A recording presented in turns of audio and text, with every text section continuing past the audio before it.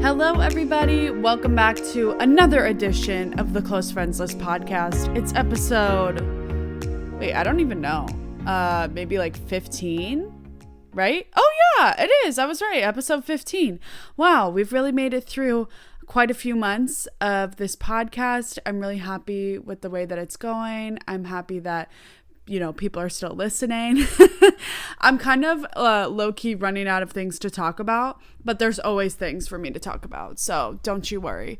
We'll get to a place where we talk about more interesting things. But today we're going to recap The Bachelor. The Bachelorette, actually, it is back. Lucy. Sorry. My kitten's here with me, and she's being a little distracting. Because she walks all over my computer while I do things. My kitten, she is perfect. She is everything I need. She's the best. But she's starting to annoy me. She has been literally farting in my face nonstop. I don't know if I need to change. Like her food or something, but she literally cannot stop farting and it's disgusting. I'm like, please have some manners. But she's still so cute. And I literally just she's almost like a doll. Like I literally will just pick her up and throw her around or whatever. We met some people this week. I brought her to my work, which honestly, I was like, is this a good idea? Because I work at a pool. I was like, what if she jumps in the pool, She did end up, oh my God, she literally just farted. I'm not kidding you guys. Oh my God. Just right as I was talking about it, you got to fart, really? You got to prove the people right. It's disgusting. But anyway, I brought her to work and everyone had a great time meeting her. She did somewhat of a good job, except for at one point she jumped out of one of my coworkers' arms and she ran around my boss's office and it was just kind of like a mess because she's so small and I literally had to crawl underneath the desk and snatch her by the tail. So she's a little adventurous now, being a little rowdy, but she's not too terribly bad, honestly. The only thing that's been annoying me is her farts. Speaking of farts, I love Cardi B. And one of the first time that I realized, oh my God, I'm obsessed with Cardi B. She's so fucking funny, is when she tweeted once, she said, pray for my cousin. Not because anything bad has happened to him, but because it's 20 degrees in New York City and I'm throwing my farts while in the car with him. I was like, wow, who tweets that? I like this Cardi B girl. Y'all, we need to vote. It's kind of a mess right now. So I was going to talk about this later and I'll get into it later. But I actually did go on a date this week. It was a great, 3-week hiatus of no dating. Oh my God. It's just because I get so bored. I'm like, I don't know what to do. I don't know really who to hang out with. Some of my friends are really busy or they're busy at times where I'm free and I just don't really, I'm at a loss as to who to hang out with and stuff. And so I'll literally just be like, oh, what date can I go on? So I went to this super cute place. It was a really cute coffee shop with this guy. He's from Lebanon. And I'll get into more of our conversation later because it was the most interesting conversation I've really had in a long time. It was so good to see somebody, talk with them, be out at a coffee shop. I don't remember the last time I sat in a coffee shop. I remember when things started first shutting down, the first things to kind of shut down were big corporations like Amazon and Microsoft is here in the Seattle area. They shut down and just bigger office buildings. And the whole point was work from home, but so many people were working at coffee shops, which of course I would too. But I remember there was so much backlash for people going to coffee shops a lot. And so I genuinely have not sat in a coffee shop probably since January of this year. And so that was my first time since January. And it just felt so good. I literally wanted to cry just at the normalcy of it all. But anyway, so we went to coffee and we started talking about politics, which sometimes can be a sticky road to go down. But this is such an interesting year because so many people, politics is you don't talk about it with anyone unless it's, November 23rd to 27th, around Thanksgiving. Thanksgiving, I always tell people this who aren't white. I don't know what it's like for other families of, different races, but for white people, Thanksgiving is a time to let people know what the fuck is up on your political stances. It's just a weird thing that happens in white families. You just got to bring up politics, I guess. So usually, I just feel like so many people don't share their opinions on political things, but not talking about politics anymore is out the motherfucking window. At this point, whatever side you're on, anyone will talk to anyone about politics these days. And it's just a crazy transition. And I think it's because some people have realized how bad it's gotten. So they're really vocal about that. But the people on the other side don't think it's gotten bad and are really vocal about that. So it's very interesting this year that everybody will talk to anybody. I mean, I will talk to a bus driver about who they're voting for. Literally, anyone will talk to anyone about it. Even in 2016, when like Trump ran for president, nobody talked about it. Honestly, in 2016, that was my first year that I could actually vote. I was 18 in 2016. And I'm going to let you guys know right now, I did not vote because I feel like there was this thing that was going around where I was like, oh, your vote doesn't really matter because of the Electoral College. And there was some people that said it didn't matter, some people that said that it did. And honestly, I was like, I don't want to vote for Hillary. I don't want to vote for Trump. I'm just not going to vote at all. And I definitely now see the importance of it. I think a lot of people have come to realize the importance of it. I don't know if you guys saw in the news this week, Shaquille O'Neal and Snoop Dogg just came out and said this is their first time voting, and they're in their 50s, and it's their first time voting ever.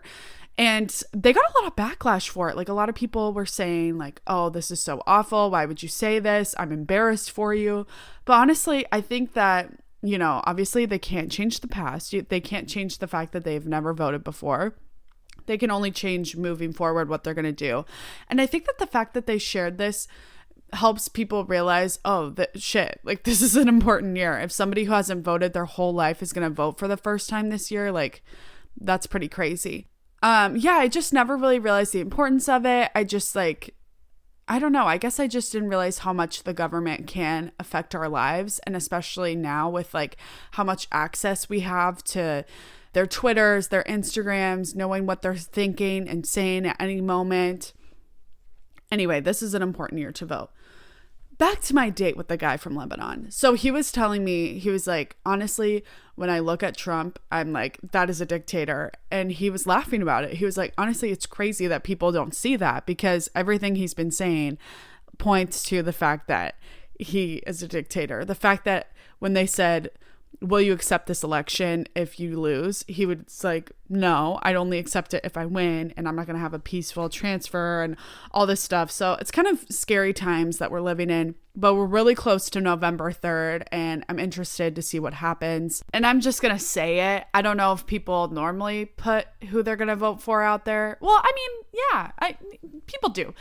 I'm going to vote for Joe and Kamala. I don't know if that was obvious from previous episodes that that's what I'm doing. Very anti-Trump because I just think that he is the reason why we have so much division and hatred in this country.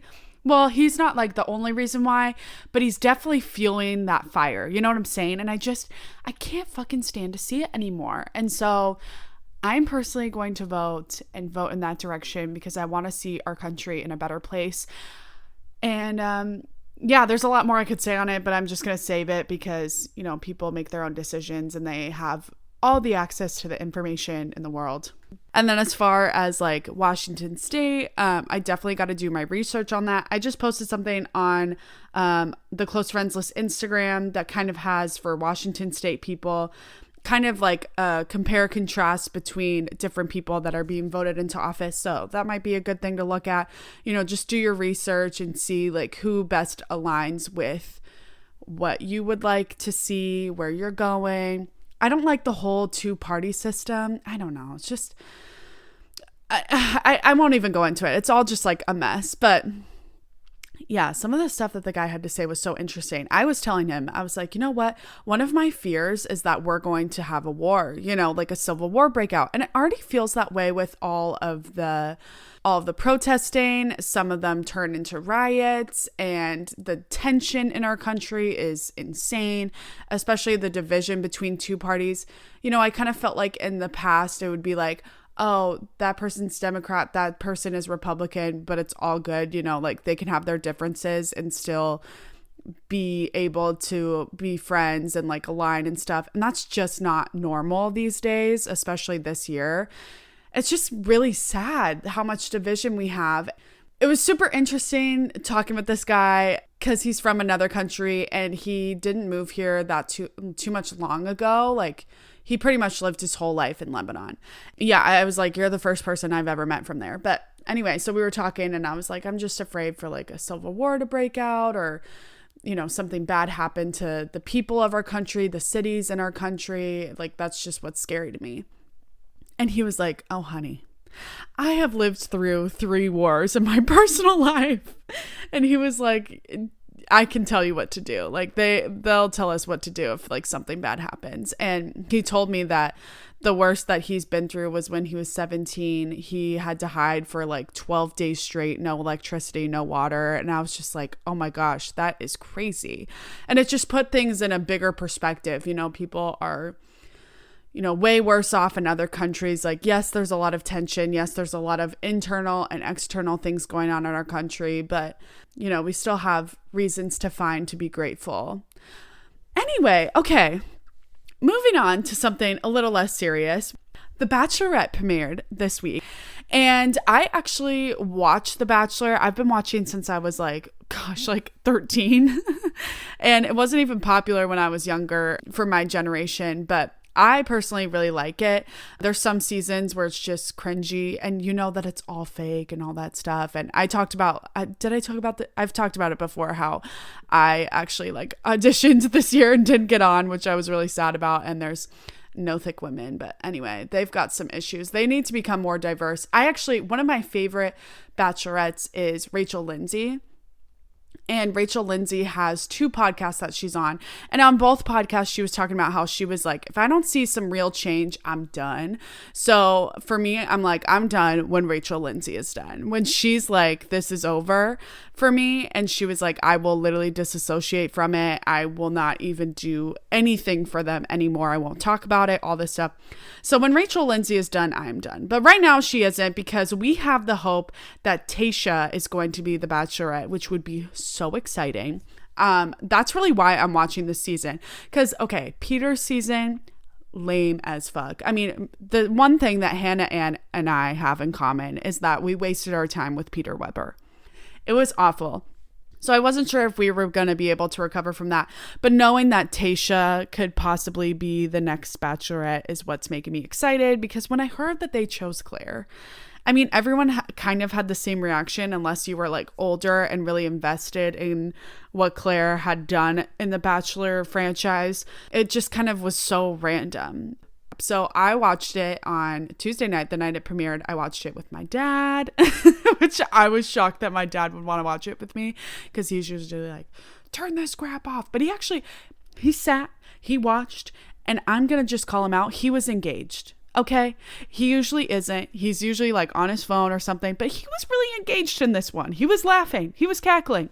He was like, wow, this is so dramatic. I'm like, yeah, so are we as Andersons. That's one of the personality traits that we all hold as Andersons, is we're dramatic. So when we hear most dramatic season ever, we are going to watch. We will tune in as Andersons.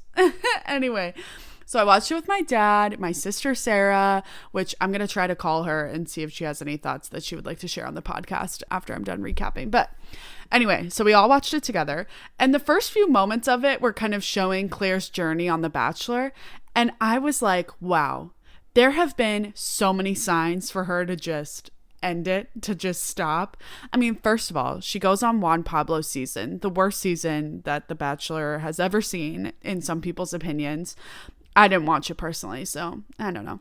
After she was on the worst Bachelor season, she was on Paradise several times and Winter Games, which I thought it was funny that they didn't showcase her Winter Games seasons. They only really showed her Paradise time, because on Winter Games, she actually got engaged. I can't remember the guy's name, and I never watched Winter Games because I was like, the fuck is this? But they didn't show how she literally got engaged. Why didn't they do that? Like, what is up with that? That's really sus. They just showed that she had never found love. I'm like, you definitely did. You literally got engaged. Anyway. But there's just been so many signs from the universe, in my opinion, for this girl to not do The Bachelor or The Bachelorette anymore. And she literally gets signed to be The Bachelorette. And then a pandemic hits and they have to stop filming. And they were like, you're probably not going to film at all. I mean, that for me would be the last straw. You know, when things happen over and over again where you're just like, okay, obviously this is the universe telling me to stop. You know, some people have that with drinking or smoking weed. Or for me, I had that with dating, although I only took like 3 weeks off. But anyway, you know, like when you just get like over and over again, it's like, okay, obviously, this needs to stop. I need to cut this out of my life. And Claire didn't. And I can't even say props to her because I can't. And then in the middle of her season, there's rumors that Tayshia's going to be taking over her for her spot. Like, wow. When Chris Harrison said, the path we're on doesn't end well for you, the guys, any of us, we were laughing so hard. We were all cackling. We were like, there's no way this is this dramatic. I mean, did Claire murder one of the guys? That's the only way that I could see that sentence being valid. Like, seriously, why did he say that? Oh my gosh.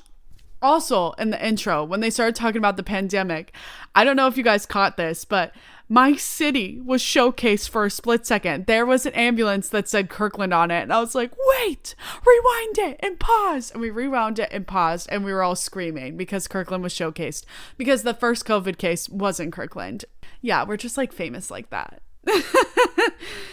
You know, it was kind of hard to watch. They spent so much time on like their journey of getting there with COVID and stuff and how they had to quarantine for 14 days. Like it literally took us 40 minutes to get to the limo rides. Are you kidding me?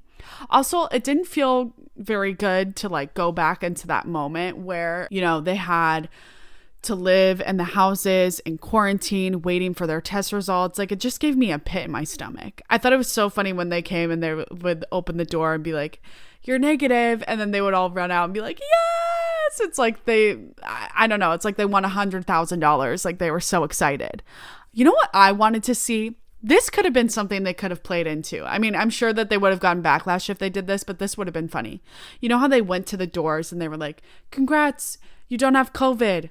They should have had Chris Harrison pull up in a hazmat suit, knock on the door and say, I'm sorry, but you do have COVID. It's time to say your goodbyes. How awesome would have that been? Chris Harrison delivering the news that you have COVID, and the guys would be like, oh my God, no. And it would be like the most dramatic exit ever. They really could have like capitalized on that. Anyway, yeah, some of the guys were so hot. All of them are older. You know, it's a very diverse group of people. I mean, the flavor, we love to see it. Okay, that guy, Ed, he is a mess. He's the guy who was jumping on the bed. He woke up with like a eye mask on and then he came in the bubble. I just kept thinking, this guy is a mess and I love it.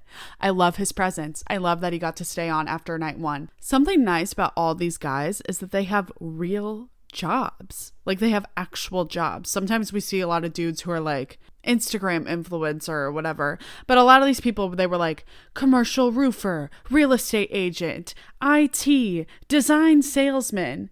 And then there was a lot of football players and basketball players as well. That guy Ed is a healthcare salesman. I mean, just a lot of successful men on here. The guy who was the boy band manager, I was cackling because he looks like a boy band manager. Like they didn't even have to tell us that. They could literally just have him come in, no job title, and we would all go, he either is in a boy band or works for a boy band. Kenny is his name, of course. I'm probably going to refer to the guys just based on their job description because that's what works better for me. But Kenny, the boy band manager, who looks like one, his band that he manages is just a cover band. Like they only do covers. Yikes. Yeah, yikes. And also, I just saw his tattoos. He has a tattoo on his chest that goes down to his arm. That's all like the American flag, but kind of like a different kind of design of the American flag. It is so cringy. When Claire said to Chris, I haven't been able to hug someone, yet alone a smoking hot man. that is so accurate. Yeah, Claire is just a little cringy, and all the guys were really cringy. I don't know. But Claire and I have the same type. Like, all of the men, I was so weak. That guy, Jordan, so weak. Like, the one who was like, I'm a tall drink of water. Oh my God. He got booted on night 1. I was shook. So I followed him on Instagram, and I'm like, I'm coming for you. The guy who brought her flip-flops, I can't remember his name, but that is husband material. The drama on the first night was just so dumb. I love that Claire scared the shit out of them, though. You know what she should have done? This would have been awesome and so savage if she just sat down with them and was like, you're both going home. That's what I would be as the Bachelorette. I would be like, if you're going to mess around, you're heading home now. I don't care what producers say. Okay, the guy Blake that she said that he DM'd her before they started filming, which, first of all, there is no way that Blake is the only guy that she DM'd beforehand. There's just no way. I mean, she had 4 weeks to see her cast list and not follow them on Instagram or DM them. I mean, Claire has got to have a Finsta. She probably has a Finsta where she follows all the guys and has been DMing them this whole time. I mean, there's no way she just saw Dale and was like, this is my future husband. I mean, they've probably already planned that out. There's just no way. But anyway, that guy, Blake, when I saw him, I literally thought he is the spitting image of this guy that I met in Leavenworth over the summer. So when I saw him, I was like, no way. Casey's on The Bachelorette? But it's not Casey, it's Blake. So there was this guy named Casey that I met in Leavenworth when I went there for the 4th of July for Kia's birthday. Well, we all kind of met him. He was trying to hang out with our friend group, which was kind of weird because he was a little bit older. But he bought us all shots, so we decided, we'll give this guy a chance. He just bought us tequila shots. So he came and sat with us, and he was kind of talking with all of us. And I think that he had his eyes on one of my friends. I won't say who, but anyway. He is literally spitting image of Blake. It is shocking. Casey at one point was talking about, the area that we live in. I can't remember where he was from, but he was like, oh, like the east side of Seattle. Yeah, I used to go there for swim meets when I was in high school. And then one of the girls we were with, I think it was our friend Annika, was like, oh my God, Maddie's a swim instructor. Like, Maddie swims. And at this point, I was probably 3 tequila shots in. So I don't remember much, but this is what I remember. Is right when she said that, he turned to me and he goes, were you a swimmer in high school? I said yes. Okay. Here's how I would define myself swimming in high school. I would jump in the lake with my friends on a nice summer night. That's the only swimming experience I really had in high school. Like, I was not on the swim team. I didn't do any sports. Like, why did I tell this man I was a swimmer, right? And he goes, oh my God, what's your favorite style? Like, what's your favorite competitive stroke style? And I was like, backstroke. Because whenever I do swim, I do like to do the backstroke because I can breathe the whole time. But anyway, so he goes, oh, like the backstroke, that's awesome. He was like, that's my favorite too. What's your time? When he said, what's your time? I panicked. I was like, oh my God, what would be the average time for a backstroke? I don't know. I'm literally lying to this man that I will never see again. I told this man 2. And he goes, 2? It's like, yeah, 2. And he was like, 2 minutes? And I was like, yeah. Which, if I don't know if anyone out here listening is a competitive swimmer, but 2 minutes for the backstroke is, I mean, Joe Biden could do better. So bad. Anyway, so when I saw Blake, I was triggered. Overall, I'd give the episode a 3 out of 10. The previews, 10 out of 10. That's what gets you, is they put the previews all in one, and it's irritating. I need ABC to do the whole season of The Bachelorette, and then after the final rose, and then they need to do a recap of the season episode. That's what I want to watch. I just want to watch a recap of what happened. I don't want to watch every single episode 2 hours straight for my Tuesday night. I mean, I don't know if I can do it. So I don't know if I'm going to continue doing these recaps. It's just like exciting that it's back, and I'm excited to see what happens and if Tayshia comes back. Let's see if Sarah has any thoughts. Hey! Hi, you're in your car, huh? I am. I'm recording an episode right now, so you're live on the podcast. Hello! I'm actually on my way to REI. Me and Kate went to the pumpkin patch, and our raincoats got so muddy that they're not, like, waterproof anymore. Oh my gosh. I know. I, like, looked it up, and, like, there's this special detergent you can buy to wash your raincoat, and then it, like, the waterproofness, like, reactivates or whatever. Wow, good to know. Any waterproofing? I don't think I do, but that's a good product to know of. Yeah. Anyway, I was just doing a recap of Bachelorette episode that we watched together. So I just wanted to see if you had any thoughts you wanted to share with the listeners. What I saw makes me want to continue watching because it was so wild. Like, okay, so my theory is that she ends up being pregnant. What? Sarah always comes up with the craziest theories for the Bachelorette. No, because at one point they were like, yeah, like, you can't continue on your season, and then they bring someone else on. And I think it's because either one, your theory, which was that she decides that she's done and she's found her man and then they leave, or my theory, which I think is that she has been pregnant and got pregnant during COVID times in this quarantine, and the baby daddy is not even on the show, and so she's going to go be with him. Wow, so not only do you think that she's pregnant, but you think that she's pregnant with someone off the show? Yes. I mean, this girl couldn't... How else would they make her leave? I mean, this girl has such bad luck with love. I don't think she could even get a match on Hinge. I don't know. Oh, Sarah, I was just saying earlier, she got engaged on Winter Games.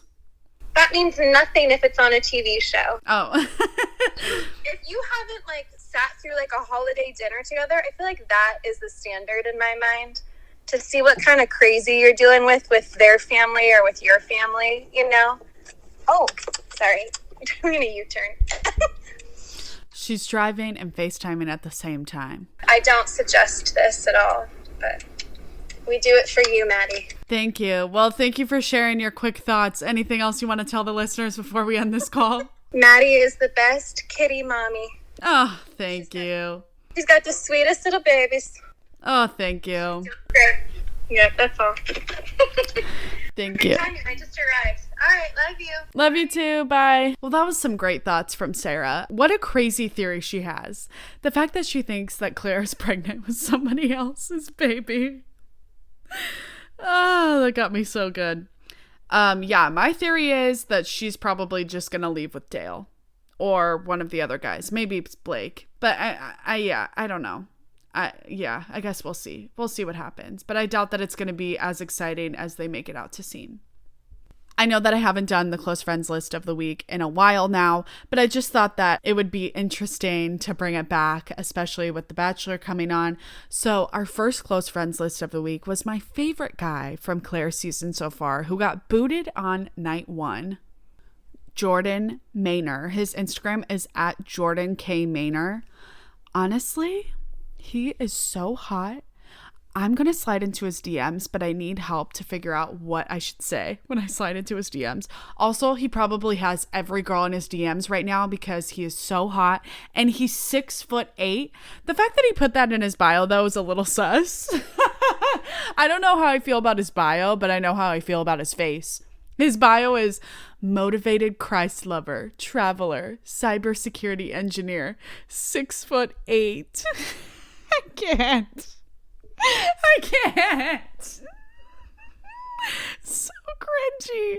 Okay, maybe I should take this back and not put him on the close friends list. No, just kidding. Okay, Jordan Maynor. He's so hot.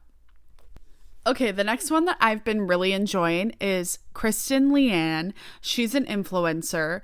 I think she has a YouTube too. Yeah, she's a YouTuber as well. I just recently found her because I'm gonna probably change up my hair soon. I'm really into having different colored hair, and she is a partner with Arctic Fox, which is a hair color brand that I've used in the past. And so I've just been enjoying following her and looking through her feed and seeing all the different hair color inspiration that I'm getting from her. She's also so beautiful. She's tatted up. You know, I want to be tatted up so bad, but I can't think of all the ideas right now. You know, I think it's going to be a gradual growth to being tatted. She's just somebody who's interesting to look at. Okay, and the last one is Jenna Lusky, I think. I don't know how to pronounce her last name. I'm so sorry. But she is a graphic designer, and she does graphic designs about different things going on within our world and within politics, and also just cute pictures of aliens, and it's all really bright and colorful. And I'm just really excited to see a lot of creators be creative in the way that they relay information to people and the way that they let people know things that are going on in politics and in our world.